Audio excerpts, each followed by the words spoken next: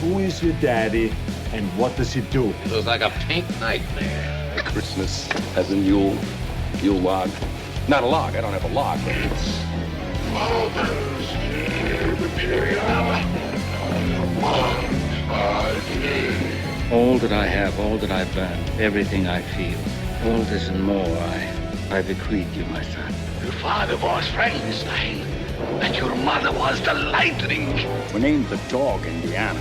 I am the father. Hey everyone, and welcome to another thrilling episode of Three Geeky Dads, the show that has everyone saying, title says 3 dads, but there are actually 4. Oh my god, these guys suck at math. I am Mark. I am Derek. I'm Brian. And yes, adding to the mix as always is cringe to our He-Man, Tito. I can't believe I haven't punched Mark yet, Rivera. Hello. Tonight's episode... Really, that's it, huh? Yeah, I want to be Manny faces. I don't want to be fucking Cringer. But he was in He-Man's. I didn't even take Orko. Attachment. Orko? I didn't even take an Orko. All right, fine. Yeah, Orko fine. Rivera. Yeah, see, it's got a ring to it. It does. I'm sorry. I should have had you proofread this.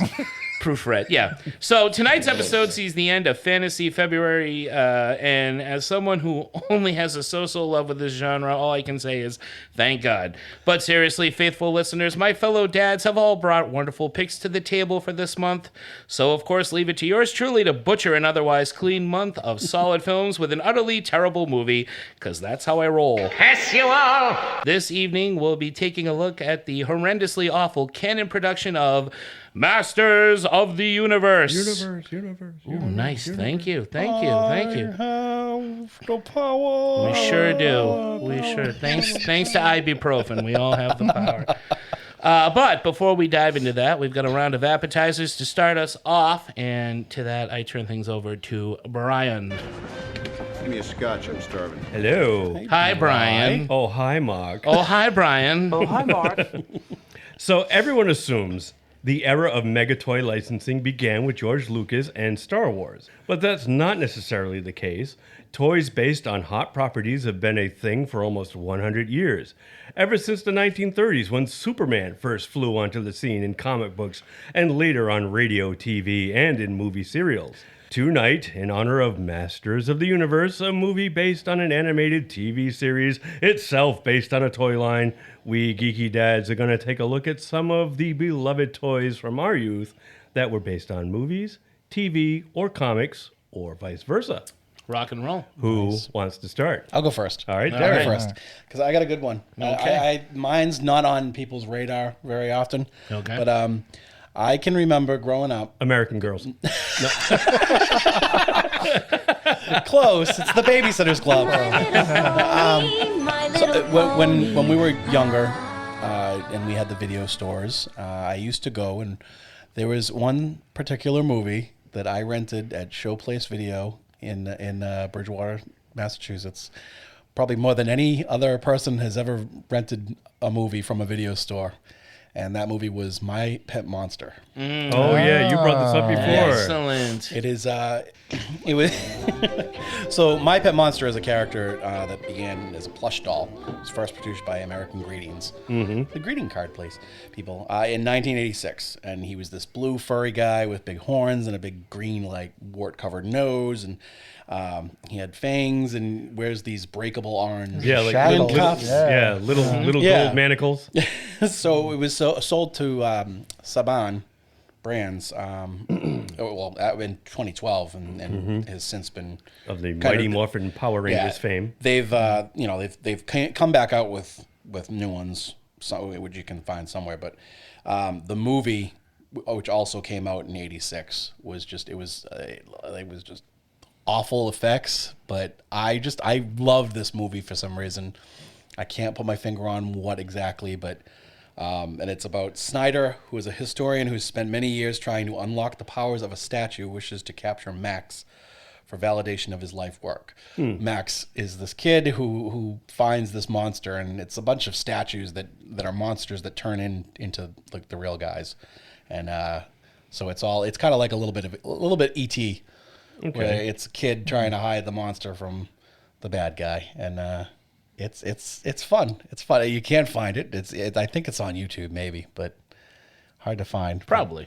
but worth the watch if you can track it down. All right, cool. Yeah, I didn't know they made that into an actual movie. And I remember the doll. had like 3 My Pet Monsters. I had the original. I had one that was a football player. They had one that was like, he was like big, a little bit more bulkier, and had a helmet.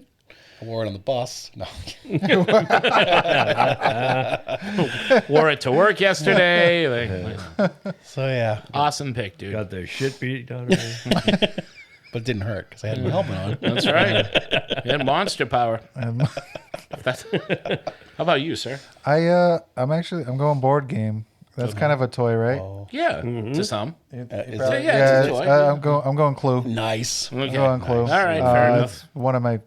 Dude, it's Good like an pick, good all-time pick. movie for me. Great movie. Just a fun-ass movie, and I love the board game because I thought I was a detective growing up, and I was super smart the because little I watched manila stuff like that. envelope. Yeah. I thought I was super smart. I still do, but just a fun, just a great cast. It's so funny. I still laugh every time I see it. I kept thinking live action because I had 2 runners up, but they're animated. So I was like, I don't know. If I wanted to pick those, it would have been G.I. Joe the movie and Transformers the animated movie. There you go. But not live action. I want to find something live action, and that movie I watch like twice a month because I have a problem. Yeah. Brian. I'm with you. I picked up on that a while ago. I watch it all Tino's the always time. talking about the same shit. I laugh every time I watch it. It never gets old to me. That's one of very few films that gets old to me. It never does. But I'm going It's a Clue. great movie. Good pick. Clue. Cool. Mark, you going Battleship? I am not going Battleship. Way too stupid and impatient to play that game. Did not want to learn. Still don't. I'm going a little bit backwards here. The toy line from the movie is many movies, and I am going with the McFarlane toy line run, Movie Maniacs. And the reason I'm doing that is because back in the late 90s, see, now finding a toy based on a horror film is nothing. But back then, trying to find a Michael Myers action figure or a Snake Plissken action figure was near impossible. Yeah, because it wasn't really just horror. There was some really cool. But do you remember the characters that they first did. run was predominantly horror? And it was all, Freddy, Jason, Leatherface. the Scream character, or Norman Bates character. Yep. Like, this is what horror fans were waiting for. Yeah. And to me, this was like money in the bank. So, speaking of which, I spent a lot of money on these figures. But, I still have a couple of them. I was going to ask you if you still had them. I got the Thing. I have the Michael Myers one. I got the Jason one from Jason Takes Manhattan. I got Freddy, Leatherface, a couple of them. The Norman Bates one as well. I had a bunch, but I think during a party that I had, a couple of my friends got drunk and ruined them because they actually thought they were actual toys and that they could play with, which they did, and they tore off the arms. So I killed them. But no, that's not true. It's not true. Top men. But yeah, I'm gonna go with that because this was just something of something special back then. Not so much now. You've got different toy lines doing horror stuff, but at that time, a horror junkie as myself, this was like a dream come true. And they were spot on. Yeah, they were. Really good. And it was detailed. McFarlane too. And while I'm not, I was never. I'm now more a McFarlane fan than I was back then. Yeah. Probably because I never appreciated him until all the shitty art that's in comics now. But he was still He was the king of the toys. Absolutely. Yeah, he And changed his Because even the other line designs that he were did, awesome. He did that other line that was like the Grimm fairy tales. Yeah. Yeah. Like, Yeah. 'Cause I have his- and they're fantastic. I have his Yellow Submarine figures. Oh, cool. And, Oh, those and are like McFarlane ones? they're McFarlane too, and they are spot on. Yeah. Spot on. I love those figures. Absolutely. Yeah, I had a bunch of them. I am kicking myself in the ass for opening them because I wish that I'd kept them all in the boxes. Just waited. Yeah, But it's no fun. But my big idea was that I was going to have them like all with backgrounds. Yeah. And put them up in my office that I finally now have. But now they're all broken and yeah. in lost. hindsight, that's probably what I should have done because Yeah. those assholes wouldn't have gotten drunk and I ruined did them. buy 2 of the Beatles, one to display and one to put away. That's the way to do it. boy. Yeah. Of course, I'm now still collecting horror figures, and it's still cool. But back then, it was just something truly awesome. So that's mine. A little bit different, but in the field of the appetizer guidelines, I think. Did you always get yours at Spencer's? No, New England Comics in Brockton. okay. After I was done with Christos, I'd There you go go. over and spend Head over all my there. money on freaking comics and whatever McFarlane figures came out. Nice. All right.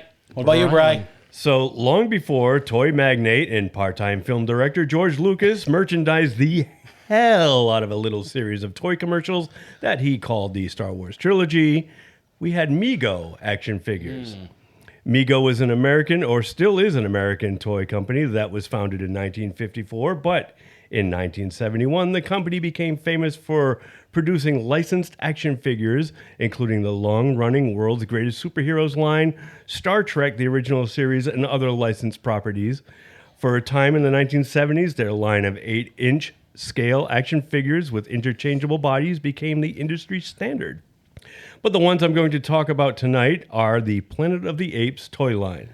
Back in the 1970s, yes, I'm that old. Before Star Wars, the big sci-fi franchise was Planet of the Apes.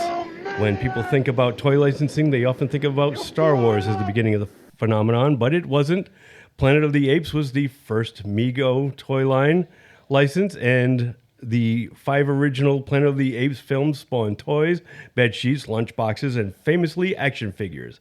Mego grabbed the license and ran with it, producing a huge assortment of key characters, minor characters, and quite a few playsets, vehicles, and even horses for the apes to ride. And they were great. That was the big franchise before Star Wars. Yeah. I was never a big fan of those figures, though. Those style of figures. Well, that's The all we Megos. had. But No, I know. Yeah, right. You didn't have the little Yeah. 3 and 4 inch plastic It was guys. like those you know, Migos they were- revolutionized toys. Because They before really that, it did. was like paper dolls. Yeah. We were playing with paper dolls Yeah. before that. Or and it was giant like ass an actual- G.I. Joe The thing. Right, the yeah, G.I. yeah, Joes, yeah. which were around the same size. Or a Stretch so Armstrong. You could have G.I. Joe meet the Planet of the Apes, which was pretty cool. I used to do that. I used to take all my figures and make up new stories. Oh, the crossing over stuff was The great. Ghostbusters, meet He-Man, Yes. and Ninja Turtles, and Police Academy.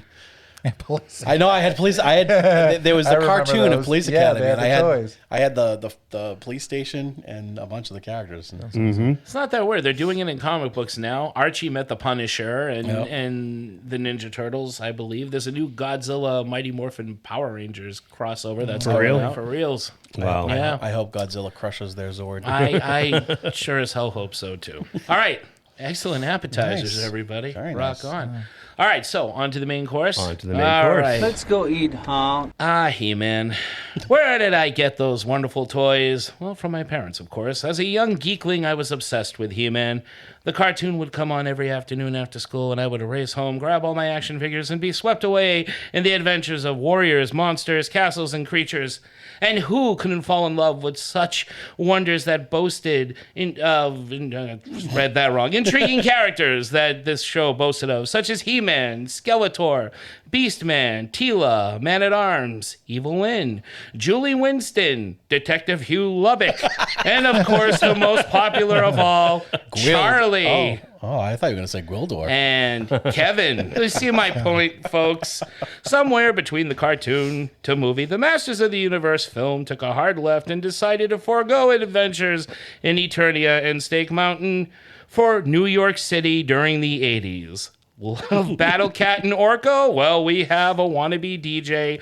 Loved Trapjaw and Manny Faces? Well, we have the principal from Back to the Future. It's jumbled, it's hokey, poorly written about as much a He-Man story as I am a Radio City Rockette, thus making it perfect for one of our, say it with me, boys, because you know I'd sneak one in here sooner or later. Drink till it's good. Give us a drink. Get them all a drink there. Hi, Lloyd. A little slow tonight, isn't it? I'm tired. I'm wasted. Is that an alcoholic beverage? I'd sell my grandmother for a drink. Oh, just call me Billy. Everyone does. Crazy drunk drivers. Some folks have a strange idea of entertainment. Some more than others, because we sure as hell have watched The Room far more, much more times than we should have. Anyway, That would have been a better pick than Masters of the Universe. well, I'm it thinking. sure would have. Yes. But The Room did not spawn as many action figures. Unfortunately. no, but I kind of wish it did. Lisa in her sexy Truly. red dress. Denny, who comes with his own apple that he eats. Who doesn't want to Denny would be a 2-pack. It would come with Chris R. Yeah. Chris R. Yeah, you're tearing me apart, Lisa action. Dude. with football throwing action. Yeah. Well, you got his tuxedo. You got his tuxedo outfit right. for when he's playing football. Yeah. He's got the tuxedo on, and Mark with beard, Mark without beard. Many variants. You guys are onto something. And the sick thing is, We would buy people them. would buy them. Yes. Most notably me. And probably Derek. I would. Yes, because you love this movie. Yeah. But you know what we don't? I don't know what we think of this film, but we're going to find out. 1987's Masters of the Universe. Universe. You guys are good. AKA I Have No Power. AKA Disasters of the Universe. AKA Hey, look, everyone, it's Courtney Cox. AKA No McHe-Man ever amounted to anything. You're a slacker. Starring Dolph Lundgren, In the history of Eternia. Should have threw that in there. Thank you, Brian. Starring Dolph Lundgren, Frank Langella, Courtney Cox, Meg Foster, Christina Pickles, and James Token as the one who didn't invent And hobbits. Billy Barty. And Billy That's right. Barty. That's right. I forgot. Fuck that character. No, not the actor. So before we get into this, because I did start writing an outline for us to go through, and I actually got bored with writing it. So I got 2/3 of what's important in this film, and then you kind of figure out what's happening. But opening thoughts. Let's start with opening thoughts of this. How do we really feel about this movie? Who wants to go first? Brian, you I'll wanna go start? first. All right, Yeah, go. I didn't like it then, and I don't like it now. Serious. I didn't like it back then when I saw it. I think on cable. I didn't see it in the movie theater, but I do remember seeing it on TV at a friend's house. I don't know if he rented it or if it was just on cable, but we watched it. I didn't like it. I was bored then, and we rewatched it last week or the week before, and We watched it the week before. Yeah, yeah. and I didn't like it again. I think I started dozing off. Okay. Yeah. It was just it didn't hold my attention. Okay. I was not a fan of the toy line. That came a little after. I was into toys. So I wasn't into the toy line, so I wasn't really invested in the characters or had really any stake in it. So I really didn't care. All right. Yeah, and it didn't make me a convert. Didn't change my mind. Didn't change my mind. By any means, no. I was right for the time of that show, and I absolutely loved He-Man. It was my favorite cartoon as a kid, mainly because it had monsters in it, and I loved anything with monsters. I would love drawing Skeletor, Beast Man, like all these fucking creatures were just so cool. You leap like a swamp, Papa He-Man, but you can't avoid them forever. The show was really good, and by the time the movie came out, I don't know where I was, if I was still watching the show or what was going on, but I just remember even seeing the video cover, which was a cool-looking cover. It was a Drew Struzan cover. It was very nice, but even knowing there was something wrong, something that this is not the He-Man I knew, and obviously it wasn't, because I saw it and thought, wait a minute, and He-Man doesn't go to New York. Even then I knew this isn't Masters of the Universe. This is nothing. Who are these people? What is that? Blade, Gwar, Gilgor, Wagor, Frodo, like whatever the hell. Gwildor? Gwildor. There's somebody called Fang in it, I think. I don't know. But no Orko. Like no Battle Cat. No, it was just I was like, this is terrible. And upon rewatching it, no. It's awful. It's not good. It's just not good at all. Now I know that it's got a cult following, like many of the Drink Till It's Good films we do. It does have a cult following to it. Some people embrace it for what it is, and Really? they do. Believe it or not, I'm not one of them. Yeah. But I can't even see the appeal from a so good it's bad kind of point. Yeah. And that's saying something, because I'll find love in almost anything, but this is one I can't do. I've tried. I'm like, well, maybe if you're a little kid and, if you saw this and He-Man's in the real world and, hey, he's New York, I know where New York is, I guess that's kind of cool, but not enough. I have a hard time justifying anything in this. So I can't do it. I'll drink while we talk about it, but I don't know if it'll get good. All right. Tito? Yeah, I mean, I was a huge He-Man fan growing up. I had Castle Greyskull. I had a shit ton of figures. I was very excited for this film when it came out. I did not see it in the theaters. I saw it on television, and I think I was just happy to see a movie about He-Man, so that was fine with me. I probably hadn't seen it in years before we watched it recently. And it's not very good. Unfortunately, the people who got their hands on it, you can tell like they sunk every last dime they had into it. Right. And then they lost their company in the process, hoping that based off of that gave me a little bit of hope. There's always hope for the sequel where like all the people that you really want to be in it are going to be in it. Sequel that never happened. That never happened. And yeah, this movie it's not a good movie. At all. In general. Yeah. It's not good. No, it is And I don't not. drink, so I don't know what to do. You can drink. This is the movie that made Tito want to start. Nothing's gonna fix it. There's nothing that's gonna fix this. All right, Derek. Yeah, I mean, it is pretty much a train wreck. But I was a huge He-Man fan growing up. I had I had Snake Mountain. I had Castle Greyskull. I had all the I had Battle Cat and the Purple Panther that Skeletor had. I had an inflatable Battle Cat that you could sit on, and I had a big plastic sword. I had that. The yellow sword. The yellow sword. Oh, wow. And the shield. Yep. I even had the shield, Yep. which I don't even think he had in the cartoon. Yeah, he did. The big Did he have the circular one. Yeah. Oh, yes, he did. He Yep. did. The Twilight. Okay. But I did have that as well. I mean, like my birthday party was, I think my 4th or 5th birthday party was a He-Man party. Mm-hmm. I loved it, and when I think I saw this probably on video. And you're right, the cover art like is it makes it look like it's a good movie. It's what you want to see. And I didn't mind, like I don't mind Dolph Lundgren as He-Man. He's especially for that time, it's a no brainer to cast him as He-Man. I wouldn't want to see like Jean-Claude Van Damme as He-Man. And I love Frank Langella in this. I think he is like the one redeeming quality, and I know a lot of people think he's over the top and he's not that great, but I mean the makeup for that time, his like the way they did his look and him as an actor, he just chewed up all the scenes that he was in. And just went all in for it, which I always appreciate from a bad movie, is when you get a really good actor, a seasoned actor that goes all in, even though they know that they're in like a flaming pile of crap. Yeah. But I watched it, like I had seen it as a kid, and then I saw it again when it came out. I bought the DVD thinking like in my early 20s, like back in the Suncoast video days. And I was really excited. I'm like, oh, I love this. It's a He-Man. I love this as a kid. And I fell asleep, like, watching it. I don't think I made it through it. And I never watched it again until we rewatched it.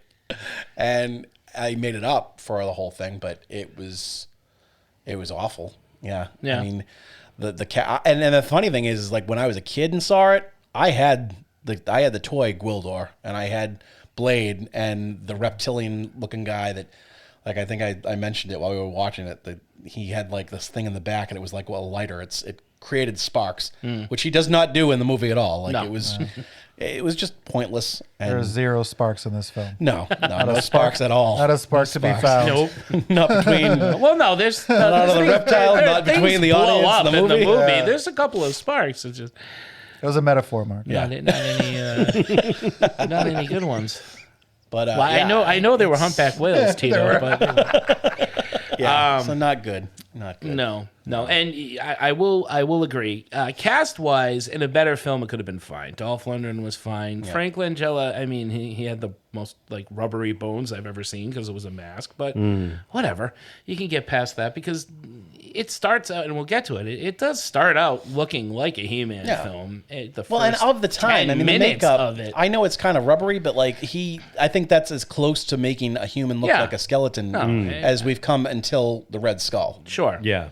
Yeah, I thought Langella's makeup effects were pretty decent. Yeah. For what that was one of the things that I remember standing out back when I first saw it. Was like, oh, that doesn't look too bad. I mean, he didn't have the voice. That's the only. No, he didn't. Well, he didn't. But a lot of people hate that voice. Dean hates. He loves Skeletor, but he hates that voice. Yeah. Meddler, you'll pay for that.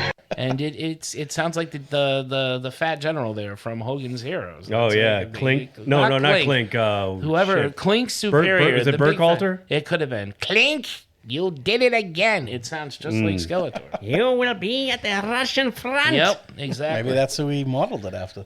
Could have been a few pounds lighter than that guy, but hey, whatever. All right, so shall we try to venture through the story a little bit? Yeah. I suppose, Okay. if we must. All right, let's see how far we get before we lose interest in it. So our story starts out. Oh, I'm with- bored. Or drink, Oh man, or drink ourselves into a stupor. that reminds me. I'm running on empty. I'm going to open this. Oh, I was just about to. Oh, were you? Yeah, I'm finishing. All right, this I'll up. go get another one. That's right, after. you will. Do you want me to get it? I'm closer. Yeah. Do you want the 90-minute? Yeah. Give me the Yeah. 90 minute. I'm going to need it. That's gonna, I'm going to need it for this. What's the beer with the highest alcohol content in the fridge? Dogfish Head 90-minute IPA. We'll be right back after a word from our sponsor. My sponsor, I got to call him. I did good today. Good, Derek. But then we watched Masters of the Universe. And Yum, yum. It's time for a tasty and refreshing snack.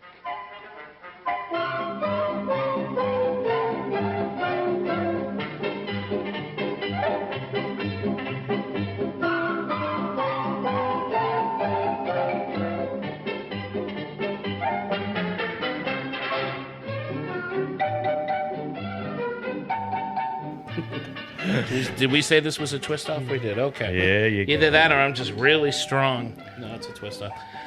All right, so welcome back, everybody. So our story starts out with what looks to be an actual decent start. Skeletor and his evil horde have seized control of Castle Greyskull and captures the sorceress. Skeletor's goal, as it is in every episode of the cartoon, is to gain total control over the whole universe. yeah. So that's a He-Man plot right there.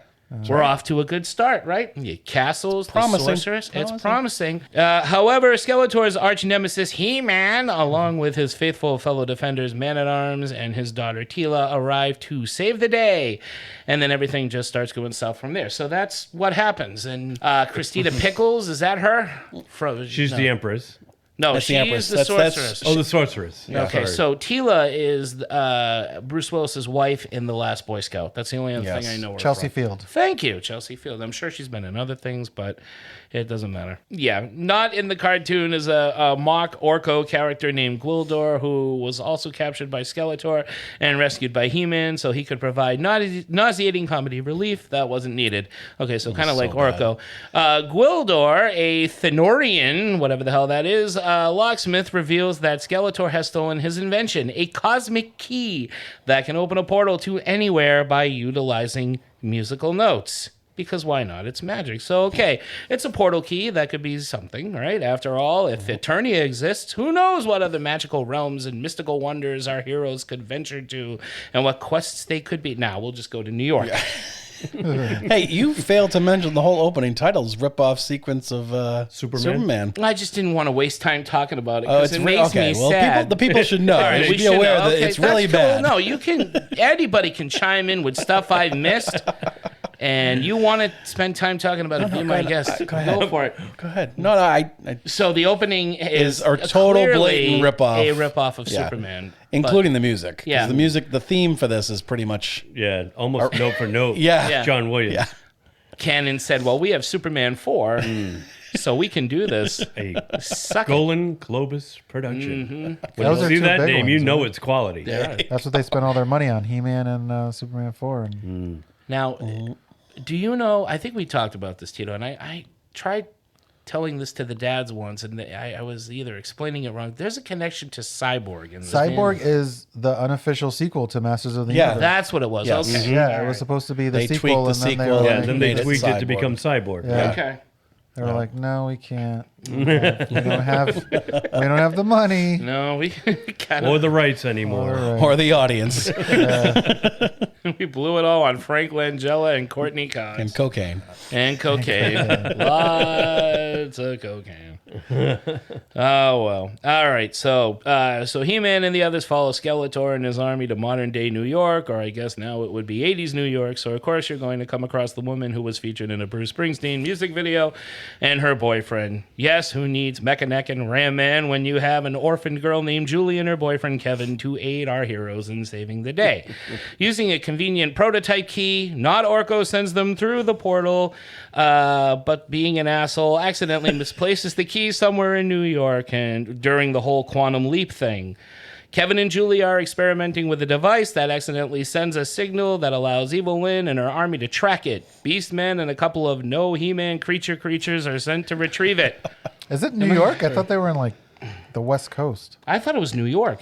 Is it not? I thought it was the West Coast. Yeah, I don't think it's. Have New I York. been saying? There's like a whole neighborhood, like a it could be Hill Sunnydale. Valley. Am I kinda- conf- You know, am I? Neighborhood. Am I Oh, it's confusing Hill Valley. this That's why with the Beastmaster? Valley. That's why That's right. Strickland's in it. Yeah, that's what yeah. Well, now I got to do this whole opening. Yeah, because over the only again. big city town area was that little downtown where they did the little parade. That's true. New York would have been awesome if they true. were like Actually, walking it the probably- streets. yeah, get He-Man beat lost that in by New York. cabbies. Like, get the fuck out of the road, guy with the sword.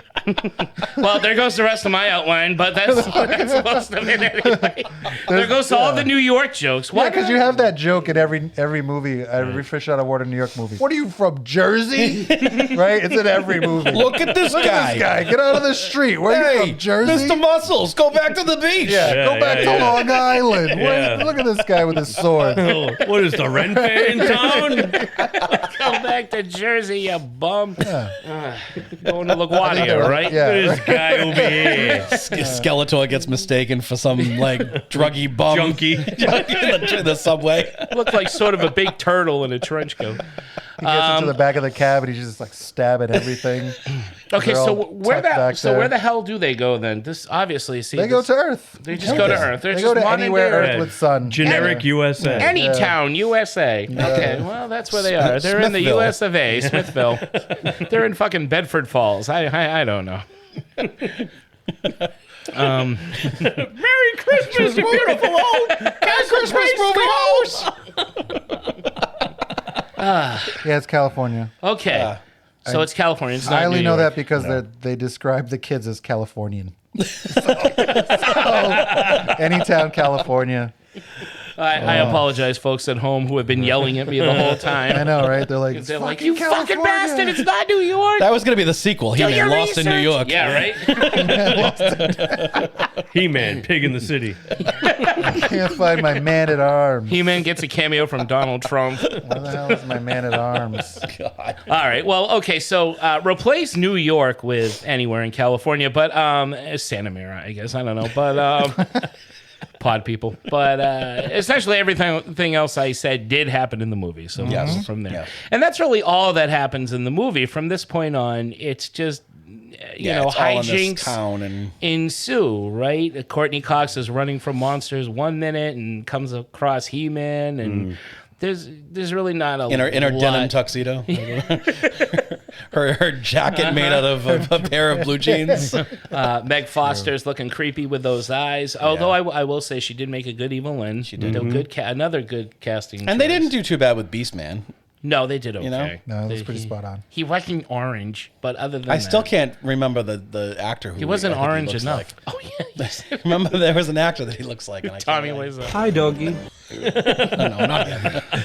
In fact, everybody looks like Tommy Wiseau. Yeah, and like No. failed opportunity to use like some of the greats. I mean, there's no trap jaw. There's no many faces. There's no mecha neck. There's no oh god, who's the guy with the wings? It escapes me. What was it? Stratus? Thank you. There Yeah, was he's no my favorite. Stratus. Well, Who's the guy that looked like the toy was you'd push him down and he gets short and then That was Ram Man. Ram Ram Man. Man with Yeah. the flat silver top. I feel like you could have done him at the very least. Yeah, you yeah. could've yeah, that's an easy Figure enough that costume. thing Danny out. DeVito Yeah. could have played him during that time Yeah, period. totally. It would have been. Hey, fucking Skeletor! Give me something to ram.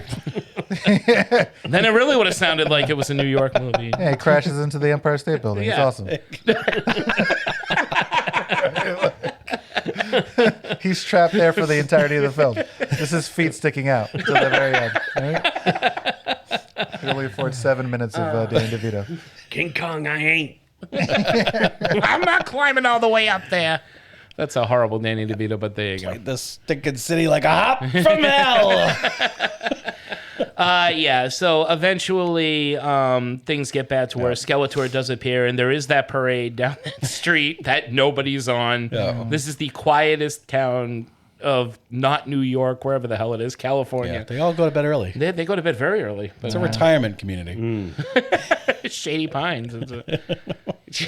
But that scene alone is actually kind of cool. The parade. Yeah, him parading down the streets like he owns. That's one of the place. few effects that's pretty decent Yeah, too. that is a Like they decent they effect. managed to shoot those vehicles in a way where it does look like they're floating. Yeah, no, Good for them. Yeah, Good for them. that's where all the money went. And But we're only 20 minutes in. It really is a sad. wave the camera around at Courtney Cox a lot because we have nothing else. Her boyfriend Kevin is a wannabe musician and mistakes this portal key for a synthesizer for whatever Yeah, it reason. doesn't look anything like a doesn't synthesizer. look like an instrument at all. Looks like an instrument of like Like, torture.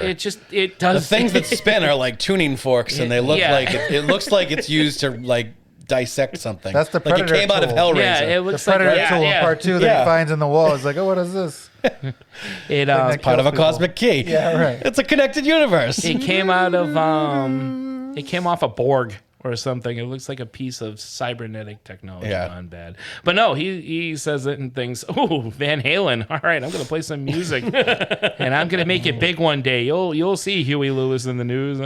Too loud my ass. I'm going to be the next big He thing. almost ruins. He ruins the prom, fucking around with that cosmic key. He does. He not only almost destroys the does. world, but he ruins like 100 magic teenage under the kids' sea, right? greatest night of their lives. Mm-hmm. Yeah. You know, with A one lot of simple those kids stroke of the key. Yeah, they were hoping to get laid and Not forget it. tonight. Did any of them die? Did any of them get eaten by the creatures? No, Or they don't get there in time. No, because no one's there. No one's there. Oh, that problem was dead. Yeah. That was pretty lame. Fun fact is that Kevin is played by Robert Duncan McNeil, who was in Star Trek Voyager. Remember? Yes, we looked him up, and he was in. He's also Star Trek, now. the Next we were Generation. talking about this Yeah. before we started recording, but he's also now. I noticed his name popping up all over Resident Alien. He's an executive producer and Oh, director okay. of a lot of the episodes. All right, so Those who can't act direct. Well, he was young. He's like he was the- young. We all had to start no, somewhere. I remember What do we could call him? act. He was like the Walmart Anthony Michael Hall. Is Yeah. that what he was? Yeah. I think Anthony Michael Hall now is the Walmart Anthony Michael Hall. Evil dies tonight. Evil dies tonight. No, we've seen him act though. Yeah. He's good in that episode of Star Trek: The Next Generation, the first duty, where he's That's responsible. right. He said duty. Remember that one? The duty. Yeah, with Wesley. With and Wesley Crusher on yeah, trial. they were and- the Shut up, squadron Wesley. that killed the other test pilot, Yeah, right? one of the other one. Yeah, and that's a great episode. Right, the admiral in that is the commissioner from Naked Gun. Fun fact: I can't remember her name. All right. You know, the one who just scowls at Frank Drebin a lot. Didn't everybody? Did Frank Langella do anything after this movie? Oh, yeah. Yeah, he was Went to still sleep acting. Yeah, immediately after. Took a nice long nap. that retirement home they passed by on that parade, he went in after. He forgot to take the makeup off, though. He woke up and he thought he had died. Everybody there had heart attacks because they thought death was there. Jesus, Frank, what happened, man? What did that movie do to you? Oh, it's makeup. That's not how he sounds. That was pretty good. That was a good. Eight, That was 8 years spot on. before I was Dracula. Oh God, I was- forgot about he was that. Dracula after? He was No, he was Dracula before. 8 years Oh, okay. before he was Yeah, Dracula. he was- Oh. Yep. 1980. Dan Curtis's? Was it Dan Curtis who Forget. directed it? Yeah. Did Dracula, and Donald Pleasance was in it as Dr. Seward, and Van Helsing was Laurence Olivier. Laurence Olivier. wow. Yeah. Great cast, really boring. It was. Oh, Yeah, does there that was- movie? And it's too bad. It's got a wonderful score.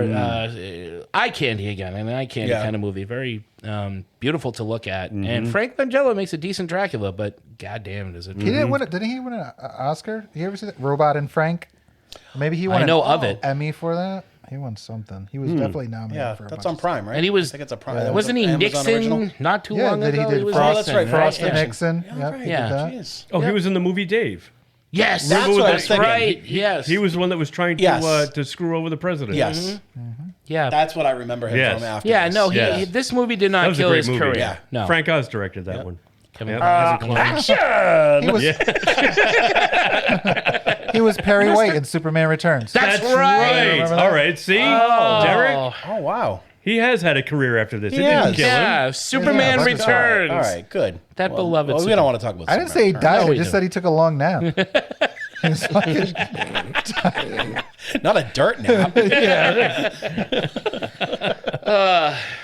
So does anybody remember exactly how this ends? And now I know Courtney Cox fucks with the timeline. Well, part of it is Courtney. No, Courtney. Something. They have the she cosmic brings her key. parents. They're at back. that store. Yeah. And they're all like bunkered down and getting attacked. And Evelyn takes the form of her mother. That's her what it deceased is. mother. Fooled you. Yeah, Right, in the alleyway and Spaceballs beckons thing. her like fucking King Roland in Spaceballs. no, it reminded me of Scream. Yeah, just Vespa. It reminded me of Scream 3 when it's Sidney Prescott's Oh, she mother, sees the her ghost mom. of the Oh, mother. I forgot that. Is beckoning her. Yeah. But Lord Helmet did it first in Spaceballs, Derek. oh, stop it. He figured it out first. He figured out how to get the beautiful woman. He said, I'm going to play on your daddy issues and look like your daddy. Come hither. And that's what happens. Yeah. She goes and hugs her and then pulls away, and it's Evelyn, and she has the cosmic key, and she plays the Close Encounters theme. do. And they have that awesomely horrible hoverboard fight scene. Oh, that's right. Oh, Yeah. God, the effects They're on that cruising were around awful. on He-Man on a hoverboards. hoverboard. Yep. There is a lot of Back to the Future in this movie. A lot of Back to the Future ripoff. Yeah. There really is. You got Strickland. You got hoverboards. He bangs his mom. He bangs his mom.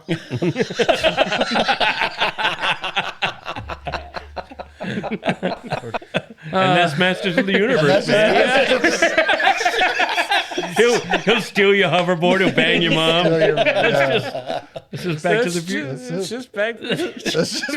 Back to the Future. Masters of the Universe, man. Masters of the Future, Back to the Universe. Yeah. I would say I think of all the movies we've seen, and the fight scenes are slow as hell in this Yeah. movie. They seem to be at least a little bit more better executed. Yeah. As far as like the sword fighting goes with him. Well, and this is the Blade. only one we do see real sword fights. Yeah, they're true. actually Yeah. having some slow motion. Yeah. They're slow as hell. Like they're definitely like trying Well, and to the hurt each guy other. Blade with the metal all over. He Hence Blade. He was the fight choreographer for it. the stunt Oh, okay. coordinator. Oh, wow. All right. And I get like his costume weighed like 75 pounds. Yeah, it looks heavy. And I guess like he would at the end of the day like take off the boots and like he'd pour out sweat like actual like sweat. gallons of water. Yeah, so I think that was probably part of the reason why it was so slow. Is that Everything looks very was so heavy. lumbering. Yeah. But at least God, there's it's some cheaper to have definite real effort. swords. Let's just use real swords. Right. This movie did not have a weird throwing weapon that nobody No, it does not. decided they were going to wait till the last minute to use. Except that that last scene where they chuck Gwildor. Yeah. Yeah. Oh, that's what they should have done. Come here, you little Tossing the shit. dwarf. He always comes back though. There's That's can't get rid of him. Bill He's so Bartley. Yeah. Bartley. Billy Barty. Barty. Bill Bartley. Billy, my scenes were cut from Bride of Frankenstein Barty. Really? Yes. Who was he supposed to be? He was supposed to be one of the beings in the jar that Dr. Pretorius had. Really? Yes. He was a baby. And he wasn't at the time. But he was playing. Because he was playing a a small playing, person. He was playing a baby, and for whatever reason, they cut his scenes. But if you look, like there's one scene where Pretorius is All the jars are talking. out there. All the jars are on the table, see and a it's baby. like from behind, and you can see one. Oh, that's cool. That they didn't do any kind of close up on when he was introducing all his creations. Oh, so they And thought Billy that Barty- was taking it too far. Billy Barty, yeah, Billy Barty was supposed to be in Bride of Frankenstein. Had to be for censorship. Might have been. Don't know. Maybe they were like, you know what? Let's save this character for Who Framed Roger Rabbit. Yeah. that character became Baby Herman. Roll! I'll be in my trailer taking a nap. My stogie.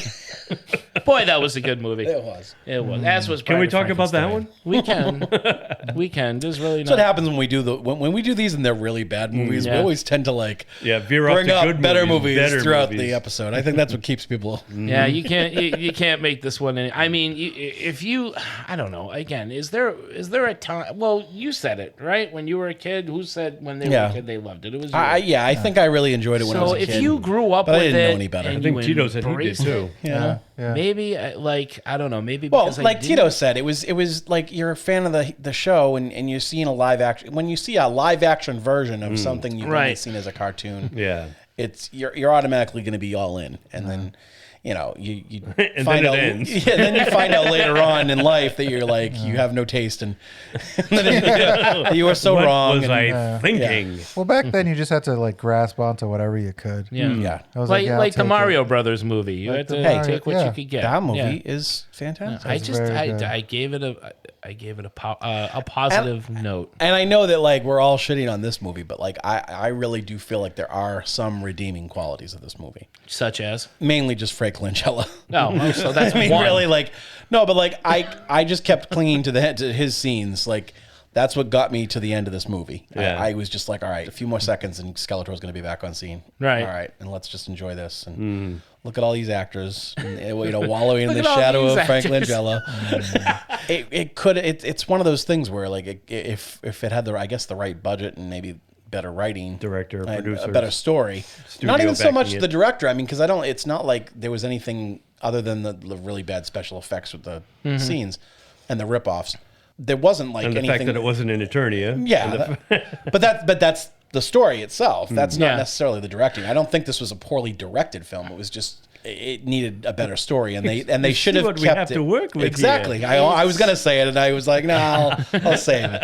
It's the story. It really is. It's the lack of Eternia, Yeah. the lack of characters that we love, and there's so many of them, and it's like if you're going to be excited, make people excited about seeing a live action version of something. When you have a show like He-Man that has all these crazy cool looking characters, and then you don't deliver on those, and you give us one that looks like You get rip-off characters. You get the awful. CVS toy versions of those characters. So you're not getting Merman.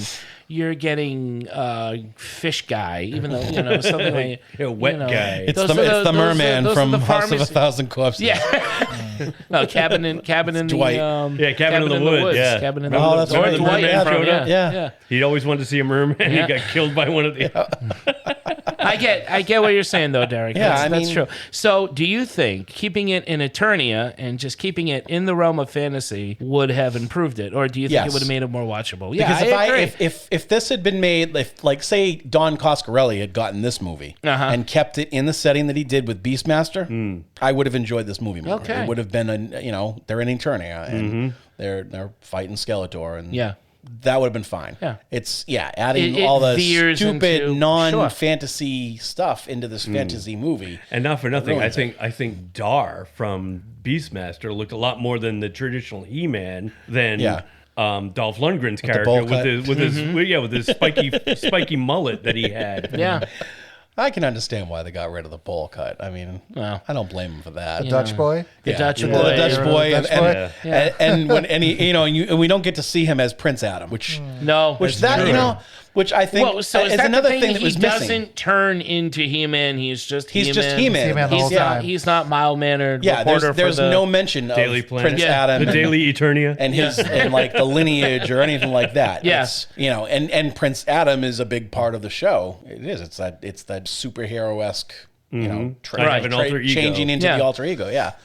It's almost so. There's like a good idea buried in here somewhere. And I think It's an Tito hit it on the opportunity head. wasted. Tito hit it on the head where like if this had been an introduction and they did continue making them and then brought it back with better characters and better setting and better stories, I would have been much more accepting of this movie where it's like, all right, sometimes you gotta waste time and money and energy on the setup movie to bring you into this world. So it's almost like the first Star Trek film, right? Star Trek: The Motion Picture is damned by a lot of people because it's boring, and so they Wrath of Khan everything, and then from there on, other than 5, Because there's lots of you got people that positive didn't watch the films. movie, watch the show, and they're like, "Oh well, I'm getting dragged to this movie, and now I'm But seeing my first experience because of Star that, Wars." though, because of the Star sequels Trek. that are more successful, the Star Trek: The Motion Picture gets out.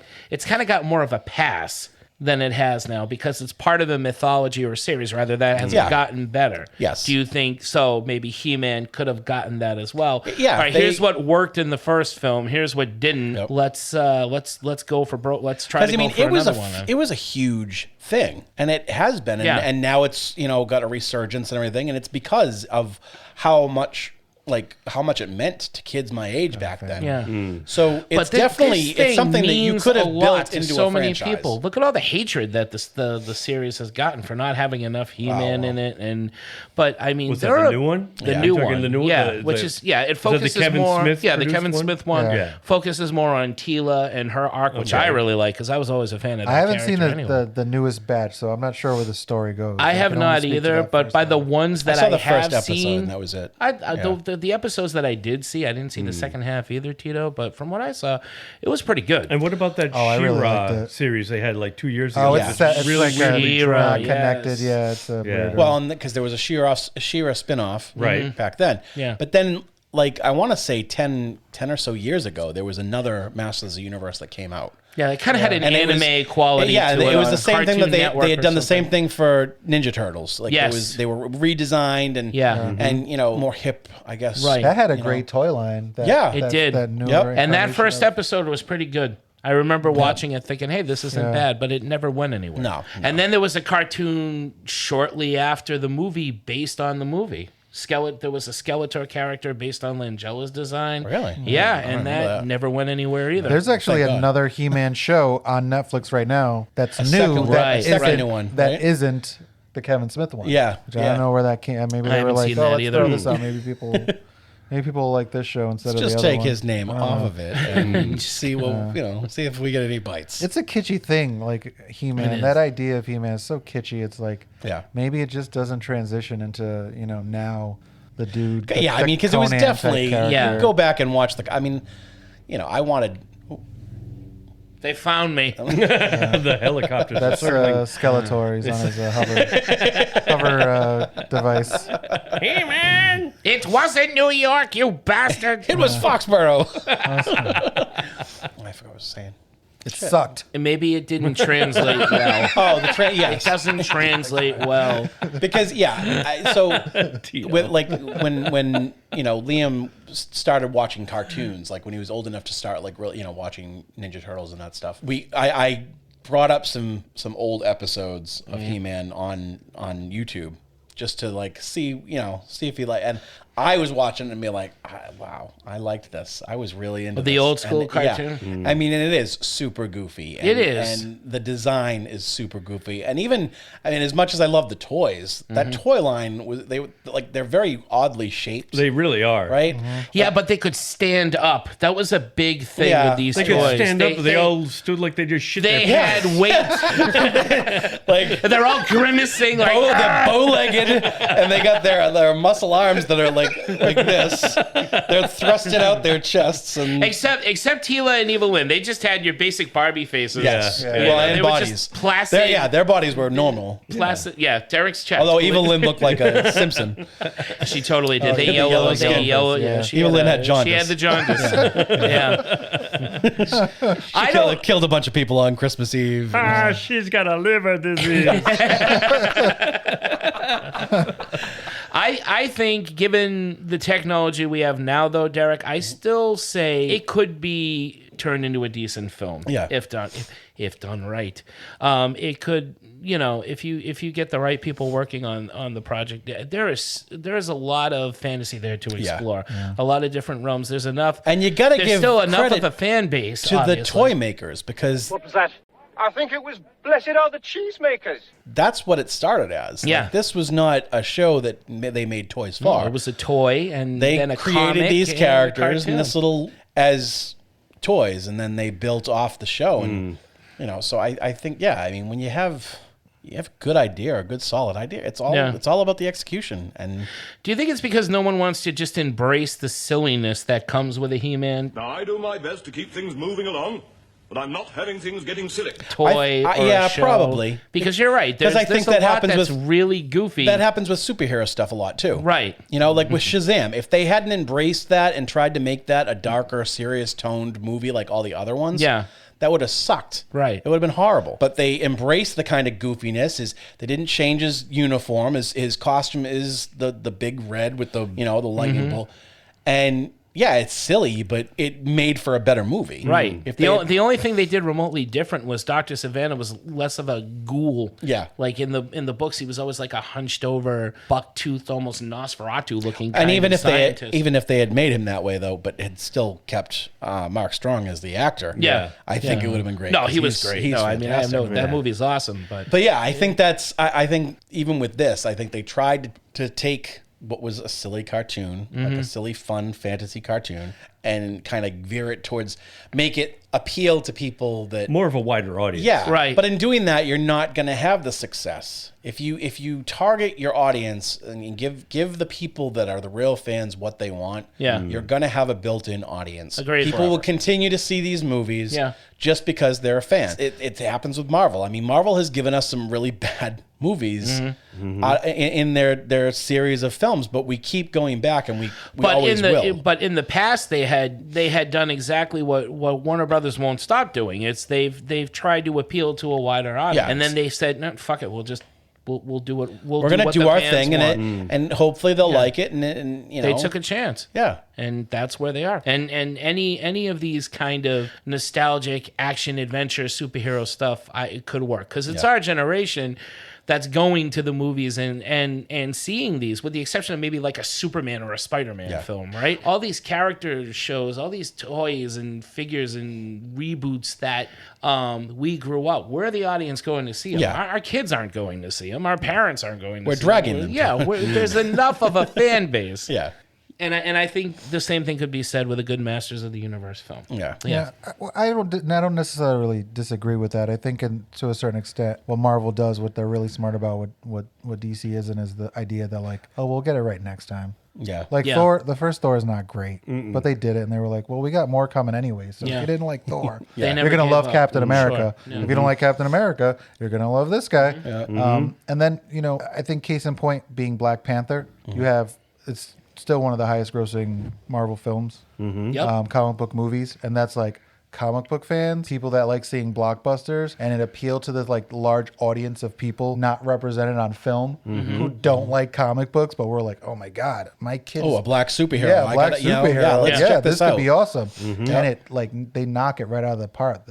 They're so smart when it comes to that. Yeah. Knowing the audience, I think that's something Marvel learned that Masters of the Universe did not learn. But here's the thing that DC should learn, because in a way, DC... Sure, there's no black actors in this movie. Yeah, that's right. There is no I will representation. say, if there was a Detective Lubbock toy, I absolutely would have wanted it. 100%. A Strickland toy? I would have absolutely wanted that toy. I want to say, though, what DC is doing, though, where they are finding success is with characters that haven't transcended from just being comic book characters. They're universally iconic, like Superman and Batman. Because all their other films, I think, for the new Suicide Squad, Shazam, Aquaman, I mean, they were embraced by people. Yeah, some people didn't like them, but a lot of people did. They got good numbers. The first Wonder Woman movie, Peacemaker. I don't think the new Suicide Squad did as well as they hoped. No, but people love it. The fans love it. Though, is what I'm saying. Yeah, I don't think that's enough for Warner Brothers, unfortunately. No, that's the problem. It's also they're always tricky they're always with the pandemic. Yeah, People are not going for to the theater That's like true. they used to either. Like Black Widow didn't do well either, but that probably would have been a home run any other time. Yeah, I think too. 5 years ago, I feel like they might have made some of the bad decisions they made with this movie because there were so many movies at the time that were very similar. Like you had you had Krull and Beastmaster and all these kind of things that were like, it's a blonde guy with muscles and he's fighting some evil creature in a fantasy world. You got Conan. He's that is what He-Man is, but they were like, we can't have him fight just a skeleton guy, in a castle. Like we've got 5 movies. So this out. movie came out in '88 too. Yeah, 87. 87. All right, so 87.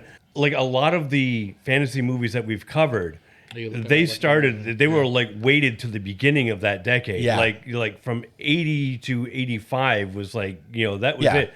You're now like 3 years too late. Yeah. For the fantasy genre. Yeah. Like, what are you going to do? Probably about 2 years too late, like after the peak of the He-Man cartoon. Itself, that's true. Like it was already on the decline, and you put out this movie, it's like people are already starting to forget about it and moving on to the next thing, whatever it was, Ninja Turtles or whatever. Well, Ninja Turtles, we were a couple of years away from Batman, and even further away from Ninja we had Turtles. Ghostbusters. We had Ghostbusters. Yeah, because Batman came out in '89, so yeah. And you also, around this time, I'm looking, you also had The Lost Boys, Full Metal Jacket, Prince of Darkness, Can't Buy Me Love, Adventures in Babysitting. But as Harry far and as the like what Hendersons. would you Fantasy have as stuff? far You as got, like cartoons? You had the real Ghostbusters that were cranking up. Yeah. So they were still interested in that. And Ghostbusters Thundercats. 2 was just coming out, right? Oh, look at this RoboCop. Yeah, I think so. So the fantasy movie, though, that whole genre looked like it was at its end. That's unless what I'm you count saying. The Yeah. Princess Bride. So Yeah. maybe Princess they were- Bride was 86. Yeah. Oh, 87. Was it 87? Yeah, all Same these year? movies are 87. Yeah, Okay. Princess Bride was 87. Yep. Lethal Weapon, That was a like good fantasy Beverly film. Hills Cop. Yeah. The movie audience was changing. The movies were changing. So it was canon, and they just didn't have the gusto, the financial gusto to create. I mean, I don't know what would happen if a bigger company, if Universal got a hold of the property, or what would have happened at that point either. This movie's been kicking around from studio to studio, writer to writer. Yeah, Like, 'cause people people- have it's been- tried to make this into a movie, and it has not. It just hasn't for whatever reason. Can't get Which done. I mean, just shows you how hard it is to make something that's worth getting greenlit. You know, especially after you make something like this, and people are already wary. They're like, oh, this happened before. Like, we have to make. If we're gonna do another one, it needs to be a good one. That's why I like with. But nobody wants to take the chance. But there's still an expectation, and you don't want to fail when you've had such a failure to go off of. You have a template already of how bad this can turn out. He totally could have woke up one day when like these guys are gonna fucking eat me alive. Yeah. No thanks, I can't do it. Yeah. And they would have. That's the thing. And I don't mean like us, the four of us, Mark. I mean like Oh, no, us I know. fans in general. Yeah, absolutely. We are very quick to attack. And, Yes. and I'm guilty of it. And I fucking Really? Say give an example. Pattinson. So not us, but you specifically is the problem. yeah, it really is just me. Not us. So I mean me for sure. No, it's like, case in point, like the other day I put up that meme about Kenobi coming out. Yep. And and the Star Wars I fans. can't wait for this to start so I can hear all of you people shit all over this Yep. one too. Absolutely. 100%. No, Because you're even right. when you have a good product, Yeah. there's still people out there, and It doesn't live up to what's in there. I think a lot of it is the internet's fault. Yeah. Because back then, like this movie it was all word of mouth. You didn't have the internet to like spread how bad this movie was and how unlike He-Man it really is. Yeah. Whereas nowadays, even if you have a million people that like it, you're going to get 2 million people that are just going to shit all over it, even if it's good. Yeah. Just because they like to they're shit on contrarians, things. Yeah. exactly. Yep. And that's what hurts. They're It's- grumpy. Yeah, they're miserable. We should put them all on an island and sink it. Okay. Yeah, that buzz, like that buzz when you first hear, is always like 100% positive. Yeah. Every single human being is very excited. Yep. Yeah. Until that finished product comes out, and then the Yeah, vultures. or the first shot. The Like, you're vultures like, come oh, out. they Yeah, got yeah, this yeah, wrong. yeah. I mean, and I said, yeah. I'm just as guilty about it sometimes. I've already complained about I don't like the look, not just the fact of Robert Pattinson as Batman, but I'm not a big fan of the look of the cowl. Really? I don't love really it. like the cowl for this. I think it's great. And I'm not a big fan of the Batmobile in it. No? It's just a hot rod. Big fucking deal. Are we It's year all one. seeing this together? But it's year one, it's the prototype. And that's the thing. So I mean, Give it a chance. but in general, and I I think I'm more forgiving than some.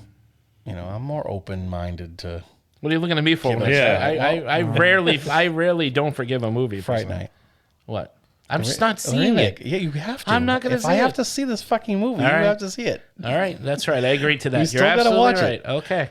We already did Brian's. Brian I watched the Snyder Cut. and we did. converted him. Okay. That's what you're afraid of. You're Well, I afraid of wouldn't say being that. converted. I think you're right. I Derek. wouldn't say you I do. converted me. You watched it more than once. I didn't hate it. I know, but you watched it more than No, once. no, no, on no, your own. no, Watch no. it again, Brian, though. Brian, correct me if I'm wrong. You haven't converted him from into being a Zack Snyder fan, but I No. think he was No. more. But he did enjoy the superhero stuff, or rather the I Justice did. League I themselves enjoyed more. it better than I Yes. liked the Joss Whedon cut of it.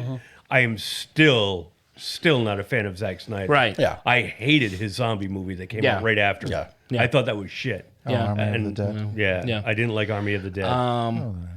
But there is enough of a love of that universe, whether it continues with Snyder or not, that there's still time and there's still ways to make it such a wonderful franchise. And I hope to God, and I said this to Michael from Two Geeks and a Microphone. We were talking. I was like, does James Gunn have enough pull now where he can just say, do you see what I've done with the, okay, that's right. Spoil he with the ending. He doesn't have to direct them all. No. But they can at least listen to what he says. The ending of Peacemaker proves it, right? Absolutely. People went nuts for that ending. And I'm not going to spoil because we're going to do an episode on it. So But you all know what we're talking about. You all know how everybody friggin' went nuts for it. Can James Gunn just point to that and say, look, this is all you need. Listen to your fans. You know? Get Thomas fucking Wayne involved. Get Joker Martha Wayne. Like, you can do this, and anybody, it's like it's right there in front of them, and they're just stumbling. They just don't want to. I don't know the reason. And that's what I hope for this. I think that someone should take the reins of the He-Man universe. And well, Kevin Smith tried. He did try. All right, so that is Masters of the Universe. It is. Basically, I don't think any of us recommend it. Final thoughts. I wouldn't. Brian wouldn't. I wouldn't. I'd have to say no. Tina? Yeah, I don't. Man, yeah, see it. Why not? Who just cares? Indifferent to it. That if you liked He-Man, you probably already saw it. If you didn't, then no. Yeah, don't see it. Don't, because if you liked He-Man, you would have saw it already. So fucking no. This one's got a gun. Don't even bother. Yeah, don't even bother. Just Tito, what you said made absolutely no sense. Everybody in this room is down 10%. I award you no points. Derek, we need a Tito for our Tito. You know,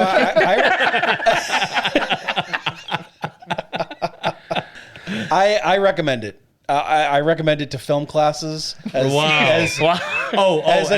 example of what not to do. Okay. Yes. I thought it's a punishment. That's honestly, a good point, especially because of the conversation that we just had. I mean, it's a good example of franchise, like a failure franchise type thing. Not living up to paying potential. attention to the source material, not listening to the fans, not giving people what they want. And I think it's important because it's important to see these things and know that they exist and learn from them. Yes, so that you don't continue to make the same mistakes. Well, they had a good system. Up Clearly, until that point. everybody at Warner Brothers has not taken this film class. That I'm speaking of.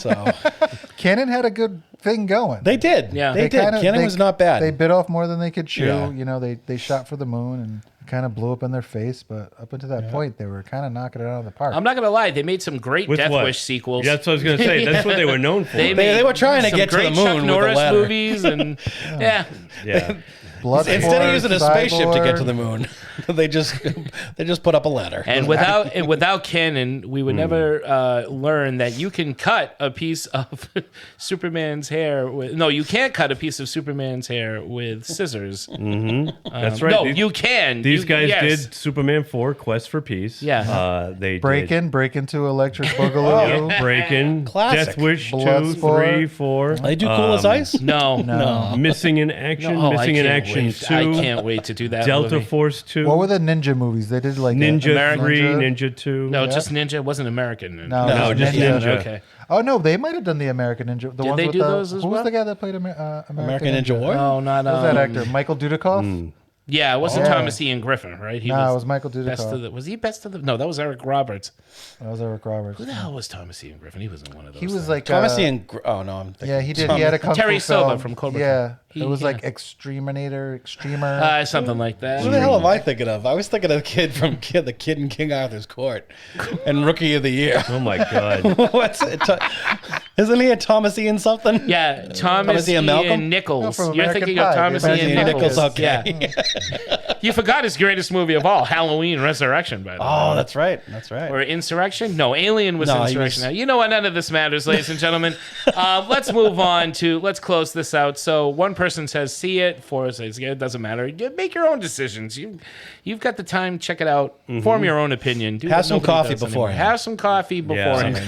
Have some coffee. Get your toys out. Yeah. Because you're gonna be ready to play with them actor. You're gonna wanna make your own better movie. I need to see a real He-Man movie. Get your Man-at-Arms out. Yeah, We didn't even talk about his Blow up your play battle school cat. helmet. Man-at-Arms play school helmet. With No, the that's fucking No, but you know what? yellow visors. No, we didn't talk about that that. helmet looked more like him, the show, than any of the other characters. Yeah. So I didn't mind. Honestly, I didn't mind Tila. I mean, I know she was nothing but eye candy, but I think if given more to do, she would have been a better character. This movie was in the 80s. They should have had her in her actual outfit. Like and it was in the 80s, so it had to be a their hair tied up and Footloose dance or something. Things that like circle her boobs, bow but staffs cover them, and the bow. Yeah, she all that. Instead, they put her in this like gray, like she looked like. What was his name? Snake from not Rainbow Six. What's the video game? Oh yeah, you lost me off of that. Splinter Cell. There you go. No, Snake is Snake's from Metal Gear Solid. Metal Gear Solid. Yes, it just looked like a workout video jumpsuit or something. It's really it wasn't doing anything for me. That's what she was filming on the other side of the set. Her exercise videos. Yeah. Shall we talk about what's making our geek flags wave? Or fly or shimmer. What's making our geek flag fly, gentlemen? Yeah, wave sounds lame. Wave, okay. Yeah. Wave sounds lame. That sounds lame. That sounds lame. That's lame, man. Fly sounds much better. That sounds so fly. Fly. So fly. Super fly. Yeah. All right, okay. Brian, let's start with you, dude. I'm going to bring up what I brought up before we started recording. My wife and I just started watching season 2 of Resident Alien on the Sci-Fi Channel. Forgot just how funny this show was. Alan Tudyk. He is awesome. He can do no wrong, this guy. He is great in this show. The show is wonderfully written. It's got a great cast of supporting characters. Quirky little Colorado town. It just the stuff is compounded from last season. He's getting himself into a lot of trouble trying to maintain his identity as the town's doctor when he's secretly an alien. And it's funny, and it's just a great little show. I encourage everybody to check it out. All right, cool. I've got 2. I finished up Titans season 3. Yep. Nice. And, a lot of people did not care for this season. I thought it was pretty good. Yeah. I liked it better than I thought I would. I definitely had problems with it because, like we were talking about, fans have problems with everything. There was a lot of characters and a lot of subplots I think you could have taken out of it that I did not need. Overall, I enjoyed it. I thought season 2 was much better, but I liked how this one began and I liked how it ended. A lot of stuff in the middle was, some of it good, some of it not too. I think Beast Boy and Crypto, I'd like to see a series, not Beast Boy, Superboy and Crypto. Yeah. I would love to see a series with just those two. Because those two just kick so much ass on that show. It's great. I love Blackfire. I think she's really cool. Her whole arc, her whole story with Superboy was great. And I thought Nightwing was great in it too. Yeah. And I know everybody hates. You do or you don't? I do. Yeah, I think it's really good. The stuff with Barbara Gordon. Yeah. Scarecrow was okay. I like what they did with the character. The actor, not that he was a bad actor. There was just something slightly off about him, not performance-wise or anything. I don't know. I thought he was too good looking. Too good looking. I was like, this guy's too good looking. I don't like it. Like for the character, I thought he should be. And Cillian Murphy's like a good looking dude. Yeah. He still has like that weird look to him, Cillian Murphy. So like, I can buy this as a Jonathan Crane, but this other guy's like fresh out of some Disney show or something. Yeah, I agree. He looked like, to me at least. Yeah, he had those nice little puppy dog eyes. Exactly. Yeah, he was. Yeah, he wasn't making my geek flag flight at all. Not for that. Not even a little bit. I mean, but the performance. Tito was set half-mast. He was half-mast with Scarecrow. I am looking forward to season 4, Brother Blood. I'm very excited they're bringing that whole thing into it. So I'm glad that it's still going. And overall, a thumbs up on that. And the other thing I want to talk about, which I absolutely loved, was Antlers. I saw this movie. Yep. This was a breath of fresh air. As a horror fan, it is hard to find a really awesome horror film. And this one is this on Shudder? This is on HBO Max. No, HBO. Oh, all right, cool. Yep. It is. It's an incredible movie. A great cast, very well acted, an awesome story, and not to spoil too much, but they basically tell you about it in the trailer. So it's a Wendigo story, and I am a huge fan of the Wendigo legend, so much so it turns up in a little comic I do called Werewolf with a Chainsaw issue 2 coming out. I thought you were in going April. to start promoting that hillbilly Bigfoot hunter show that you've been watching. No. They haven't tried to catch that yet. No. Oh, by the way, they I was right. They didn't end up trapping the Mothman either. No. And they built a huge electrical bug cage for it and everything. Spoilers. Damn, man. So next week they're going after some mythical lizard they built man. a big bug zapper and they catch a they just zap themselves. No. Walking around with those tennis rackets, those electrical tennis rackets. I got him. Oh, this show is so bad. It's so bad. I love every minute of it. No, this very good I movie. do love The Legend of the Wendigo, and I am using it in my book. And this movie captures that legend perfectly. And it's not as because I was talking to Dean about it. It's not this kind of pretentious sort of horror movie where they use the Wendigo as sort of this metaphor thing. Yeah. It is a monster film, yeah. and it is done very well. Produced by Guillermo del Toro. The director's name Practical escapes me. effects. Oh, the It's like- practical effects are and very well done. The makeup is fantastic. Yep, and you've got target version Matt Damon. He's great in it. Kerry Oh, is he? Russell, Jesse Plemons? Yep, and Felicity. Felicity. Felicity's in She it. was awesome. She in was. That movie. She was really good. Great actress. Kerry Russell's in it? Yeah. Yeah, Really? Yeah. And she's awesome. And she it's Yeah. some hardcore acting. Like, Yeah, Shanice great from job. Uncle Buck is in it. Oh yeah, Amy Madigan. Amy Madigan there. right. Yeah, That's right. It is a great film. I can't say enough about it. If you are a horror junkie like Rory me, Cochrane. this is not a reboot. It's not a sequel. It's just something fresh, and it is fun. And it is not a film filled with anything. It's nothing but a good old fashioned horror film. Yep. And I love it. I want to You've see seen it, Derek? again. Yeah. Yeah. Yep. I recommend it to everybody. If you are, if Cool, I'll you're check it into out. horror films, check this out. I saw it first. So- And Derek I did let see it Mark good. know that it was on HBO. That's I'm right. Like, you gotta see it. It's because we have been talking. I was we had about heard to. of it, right? I was about to thank you. Yeah. And No, you. I No, know I'm you kidding. No, but we had seen the trailer like a while ago, right? Yeah. And had talked about this movie, but we didn't know when it was coming out. Right. And so yeah, I was really excited. I got to tell you, like you know, Derek, we've talked about. I'm weary about horror films Yeah. now. I'm cautiously optimistic going into a horror film because it's either really boring or just extremely pretentious or whatever. It's just even though this film is not a happy movie, No. it's a very entertaining, fun film. Yeah. You know, it's not a horror comedy. It's dead serious, but I had a lot of fun watching it. It felt like, oh, these are the horror films I used to watch and fell in love with. So cool. definitely check that out. And those are my two things. It's a bunch of murder. You bet. What about you, Tito? And eating. I've been really into there's a lost episode out there somewhere you'll never hear of Monster Cereal that we did Scream, and I watched it recently and was like, I want to watch every other one now because I forgot what they were like. And this is like the Fast and the Furious of horror movies for me. I love this franchise. The Scream movies? Yeah, All of and them? I'm really, I don't know, Brian, if you've heard, I'm really into meta. Yeah. I think I'm behind. I think I'm like my parents. Yeah. You know, I'm like 10 years behind on meta. You know, I just figured out what Facebook was. And now I'm like, oh, you know, How do I text? scared all my kids off of it, you know. They got the interweb thing. So I watched all Pound four. sign, young at heart. Right. So I watched all four, and then I watched the newest one, and I thought it was just a lot of fun. I like the way they kind of break down what's happening in Hollywood, which all the movies have kind of done when it comes to the sequel or the trilogy, and then the fourth installment or a reboot. I like the idea behind those films and how they do them. So they're still super entertaining to me. That, and I finished. Oh no, I don't think it's over. I think there's still a few more episodes. After Party, I've been watching Yes. that. Yeah, and very good. it started a little slow for me. Yeah. but it gets better every. Yeah, that episode. the first episode with the girl, like the artsy girl. Oh yeah, it's when they're not very showing her, good. black And white. she's like kind of a lame character that like is forgotten. She like, just pops later up on. randomly every once in a while, and like it's more side stories. It gets good when you get like the really good comedic actors. Right. Their sides. And there's an episode with the guy that nobody cares about. Yes, where Walt. you finally hear his Walt, side, right, or his Walter. story.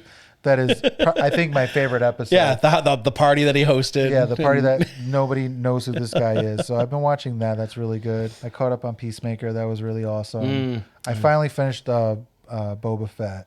It didn't make any sense to me. But it was fun. It was a fun show. I didn't get it. I was This like, guy's why- got rockets on him. I didn't get it. I just didn't. I didn't get it. What's with all the lasers? I thought it didn't was get a it. Western. Can he see out of that helmet? They were like, you know what? For season 2, we just want to have Baby Yoda and Mandalorian already be together, so we don't have to just like revisit that in the first 2 episodes. So Yeah. we'll just throw it in the end. I of the just feel show. bad for the people that skipped Book of Boba Fett. And they're know. just watching The Oh, Mandalorian. yeah, and and they're like, then what they happened? start All next this season. They're extra like, shit? well, Yeah. wait a minute. At the end of the last one, How'd he they dropped get back the kid together? off. Yeah. And then I don't know. You forgot to watch Mandalorian I wanna 2.5. say, no more Luke Skywalker, man. I like Luke Skywalker's. supposed to be like this really cool character, and the more I see him, the more I'm just like, what a shitty fucking person you are. He sucks. He sucks as an old man. Does. Dude, he sucks in this show. At the end of The Mandalorian, you see him and you're like, oh my God, this is awesome. He comes, he gets fucking Grogu, they take off, and then you see him in this thing, it's like, you can either have this or you can have this. And it's like, that's it. Yeah. And and how I you saw teach. online the people were saying like that's not how Jedis work. That's what I said when I Right? first saw Yeah. it, and I put that meme up. The meme- like, yeah, because the it's meme about- exactly what I said. Yes. Only they say only a Sith deals in absolutes. Yes. And I'm like, Right. well, isn't this a Sith kind of situation Yeah, he's it's putting him in? It's very weird. And then I was like, well, yeah, of course he's going to choose the shirt because as his dad. The next season of The Mandalore is coming out, and everybody wants to see them together. So it was like no brainer. Can I throw in a shout out real quick to it's two Luke Skywalker, two I'll geeks lose my and a fucking mind. microphone because the two geeks and a microphone have great insight into every episode of Book of they Boba do. Fett. I've heard them all, and some of these questions we have and things we're talking about, they actually have some great theories about it. The whole choosing this or that or why Luke's doing that. They come up with a lot of stuff. And, I thought it was 'cause he sucked. Interesting ideas. So Luke's always listen to been them. kind of whiny and annoying. wishy-washy. Yeah, I don't know. I just He takes after his father when his father was a kid. Yeah. for my Star I Wars hate experiences, Sid. I think Luke Skywalker. I think like ultimate good guy, hero. Yeah. And he's kind of like You've he got no gets use old for in him. the newer ones. So yeah, all this Star Wars is fun. Yeah. But it's just like, how does it all fit? How does it all fit? Where does this little guy go? Where does little Yoda guy go? Where's Ahsoka this whole time? Why wasn't she in the new ones? She knew Luke Skywalker too. They were hanging out. Come on, man. That I don't Like, come on, understand. I it's mean, granted, fun. I didn't It's see. fun. She knew his dad. Yeah. Right. She didn't His really dad, know right? him. He trained Was it her, Clone- right? She Clone was Wars? Padawan. I was gonna say, Because- isn't there a lot of Clone Wars history? She was his If you Padawan. see this, During the Clone Right. Wars, which Yeah. granted I didn't see a lot of. Yeah. No, me neither. If I had, and I had known about Cad Bane, Yeah. then Oh, what a holy great shit. character. I He was, love yeah. that Dude, character. he better come back. What a waste. Hell yeah. That's that was a like waste. a Darth Maul kind of thing. Somebody, and it might have been in the Two Geeks and a Microphone, or Yeah. it might have been another Star Wars podcast that I listened to. Somebody mentioned that Cad Bane's got, he's got that breathing apparatus, and it's strapped to his back, but he's also got like a heart monitor kind of thing on his chest with like a red blinking light that kind of beats, That might have been blinks them, with. yeah. That's his, somebody that's his said that. life touch alert. Yeah, I've fallen, I've fallen, and I got stabbed. Yeah. But after Boba Fett stabs him with the gaffy stick, Yeah. it goes out, but then it like Flickers? it flickers back on after Boba Fett leaves. Okay. He may or may not be dead. He's alive. And one of the things I was thinking He's of too cool to die. He is. He's too cool. Boba Fett stabs him in the chest, but I'm like, what if that's not where like a vital organ is on his species? That's right. That's You know? true. Yeah, That's Because a good like I'm point. thinking His Star testicles are Trek. his Are you knees. thinking I'm thinking- Undiscovered Country? Star Trek. testicles are right She here. kicked, he kicked him in the nuts, and it's Yeah. like you got to kick him in the knee because that's where he keeps his That's where genitals. testicles are. That's where that alien pisses out of his knee. That's Yeah, right. So weird. And that Timothy Oliphant character is a great character. Oh, he is. I like how it ended. I know. Yeah. I was Yeah, hoping yeah. that was like that wasn't it for him, but I'm glad that Yeah. it's not going to be because that's a great character. This thing Yeah. is like you have all he's these really awesome- grown on me in the last couple Oh, of years. very cool. Yeah, like, yeah, and I yeah. think Santa because Clarita Character or Diet. the actor? the actor. Oh, I've because- always liked yeah. him. I always thought he was. No, but like I never really liked him, and then Really? we started watching Mandalorian. You guys were talking so much about him. Then I gave Santa Clarita Clarita Diet. Yeah. a Oh my chance, god. and I had no idea that guy Deadwood. could be so funny. He is. He's he was wicked funny. hilarious in that show. Yeah, and I really like him. So Yeah, me too.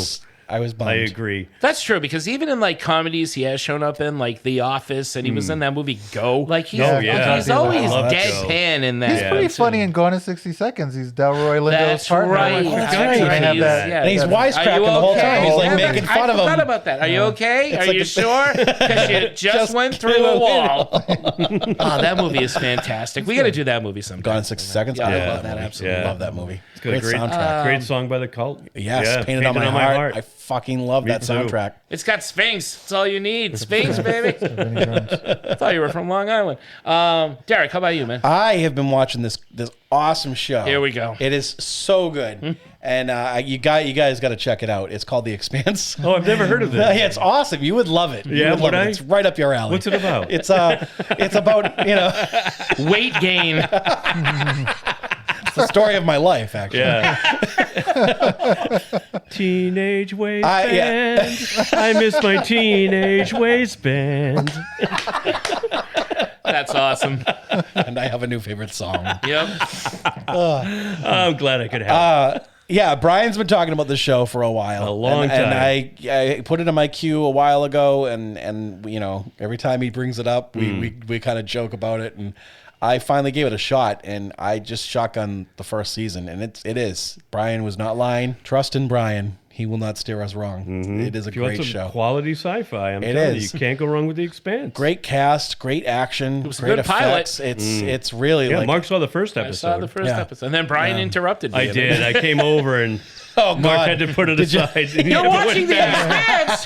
He had to put it aside, I did. He put it the lubricant and the paper towels. Is that what he had to put aside? Well, it was right on the space sex scene, the anti-gravity sex scene. I think my daughter was hanging out or slept over or something. I came over and Mark is actually watching The Expanse. I'm like, oh my God, you're watching it. And then we started talking and he wasn't watching it anymore. I messaged you guys and Brian goes like, are you just shitting me? And so I sent him a screenshot of the iPad with the show going. Great cast. It really is. Don't fuck with me on this. Thank you for recommending it because I'm glad that I finally. Yeah, stick with it, man. I am the king of the tardy to the party. Like, that is my thing. I'm always late to things. Yeah, and we thank you because we've all adopted that phrase now because of you. Yeah, we're all guilty of it. I wish that I had jumped on it right when you had brought it up because it's a really, really fun show. All right, good picks all around. We got to wrap this up. So thank you very much for joining us, guys. This was Fantasy February. It comes to an end with Masters of the Universe. We have ended our quest. Now we are going to be getting more current again in upcoming episodes. We are a little tardy to the party on talking on some things, so we're going to rest assured we are going to be giving insight into. We did a little just not tonight. Too long. We have Book of Boba Fett. We're going to talk the Peacemaker, and we're definitely getting into some DC shows because goddamn we're long overdue. Yeah. If anybody's still listening and you want to listen to more of this God shit, save the Queen. Tell them where they can hear us. I can't. I want to just point everybody to our website, www.3gdpodcast.com. That's www, the number 3, gdpodcast.com. It's the magic number. It is. 3 is the magic number. There you will find all of our past episodes and links to where you can find us on social media like Facebook, Instagram, Twitter, and Twitter. I want to say Twitter, and also to our Facebook. To our YouTube page where our episodes are now being broadcast as well. So anyway, just find us there, and there are links to where you can subscribe to us so you never miss an upcoming episode. Cool. And again, shout outs to people who have been dropping our name and recommending our show. That's right. The boys at 2 Geeks and a Microphone. The great guys. Dad, the guys over at PVD Horror. I was going to say, they've all been recommending us and talking about us. The 5-star review we got. Who was that from? That was Mike. That was Mike from the 2 Geeks and a Microphone. Thank you, Mike. Thank you. Mike and Steve, good guys. They are excellent. Yeah, we'll probably be having a crossover with them. I cannot wait before too long. We are invading their show with our comments. I know. We're all over them. I feel bad. I know, I do too. And also because he said I didn't have to do it in every single show. Hi, Dan Bacon. How are you, man? Hope you're feeling better. Hope Dan. you're feeling better. That's it. We ran out of time for a Dan Bacon. Well, next week. Speaking of which, also, the boys that at Chicken Chat, they also talk about us. So thank you guys. Thank you all. Yep, Jay and the crew over at Rubber Chicken Comics. Bellingham, Massachusetts. Thank you, Jay. Comic book. And comic-related needs. Got my hands on a sweet X-Men #7 by Jim Lee. Score. Nice. Thank you, Jay. Good man. That's it. Thank you, guys. And until next time, keep watching New York, because that's not where Masters of the Universe took place. I am Mark. I'm Derek. And I have the power. I'm Tito, I think. Our Gwildor. Yeah. No, he's Manny Faces. Just don't call him Ortho Rivera. Tito, don't call me. After last night, I feel like crap, John. Ortho. What? My mouth was busy. Okay, good job. You're that kind of dad? I used You're to that think- dad. You're that dad? I feel bad for your son. You're going to embarrass the shit out of him. Good night and good luck, everybody. Peace out. I used to think his name was Locke. I said peace out, goddammit.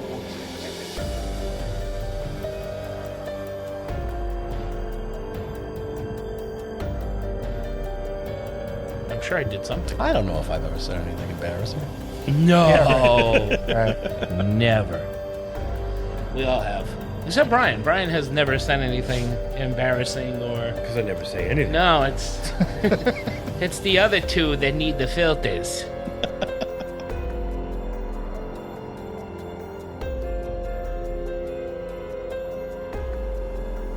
Hey everyone, welcome to another thrilling episode of the Ring Geek Nets. Oh, I like that. You like that? There you go. That's good. Real fast. All right. Do the whole show that way. Yeah. All right, so music, yeah. So regular intro music. Yeah, you'll come And I'll come in with, hey everyone, talk about the appetizers. You got an intro to appetizers at all? Okay, and then after the appetizers, I'll give the intro to Drink Till It's Good. Okay. Perfect. Dude, we are fucking on point. Is that your thing today? On point? Yeah, kind of. Was it okay if I work with it? Yeah. Thanks.